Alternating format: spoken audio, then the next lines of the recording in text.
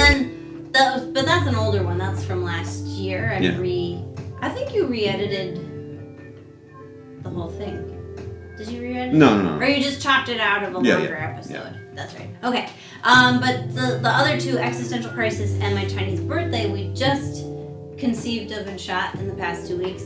And actually, both of those were like within an hour. Mm-hmm. We had the idea and did the idea and then filmed the idea. And that that kind of working, that's what we've decided we want to try out on YouTube to get this kind of, I mean, because the hardest part is sometimes like you have an idea that makes you smile and then it drifts away, and that's, you know, and that's not an example of an ephemeral art that only you experience. That's just thinking. Yeah. You get bored. Yeah. But so that, what if you execute these ideas that you would have otherwise let drift away? What if you execute them now because they're not substantial enough to say, let's come back to this tomorrow? Yeah. So that's the part of like recognizing an idea and then doing it instead of letting it go. Yeah. Well, one of the things, especially that we found by doing this as a talk show, is we're actually, by being ourselves, surprising a lot more ourselves than anything that we're scripting, because we're not actors. Right. So by finding out that this works well for us, why don't we try to do more conceptual pieces by doing them immediately, making just short little pieces immediately. And having it just be like one germ of an idea rather than something more complicated than that. Which is great because it frees us up for the bigger projects that we've got, that we're working on, of the series and stuff, and music videos and EPs and things that actually take that kind of weight. It's the same thing we were just saying with the thumbnails. Mm-hmm. Why are we killing ourselves with like making a weekly video where we could just sit down here and talk about our lives and philosophy and art and being our normal selves? 100%, we're great with that. Yeah.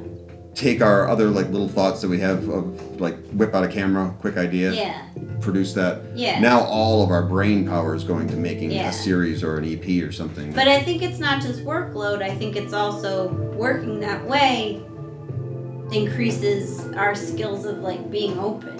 And, welcoming more creative ideas. If that makes any sense. I feel like there's a lot more ideas going on that we're producing, like so much is ridiculous. Yeah. And some of it is like that other stuff isn't actually, it's all in the process. We've got like 5 songs started. We've got an entire early run of a story, 6-episode story, all worked out in that we're starting to script, and we're working with another friend of ours to start looking at locations and casting for smaller pieces. Like there's so many things because we've organized all these pieces. Yeah. Like the amount, this shows it as an iceberg. Yeah. To further that.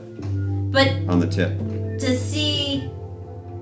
To do something like Existential Crisis, which really took like half an hour from conception to shooting. You had the rough idea, and I was like, okay, I'm the visual person. I know. I'll go lay down there and film it. I think that's, I don't know how to say what I'm saying.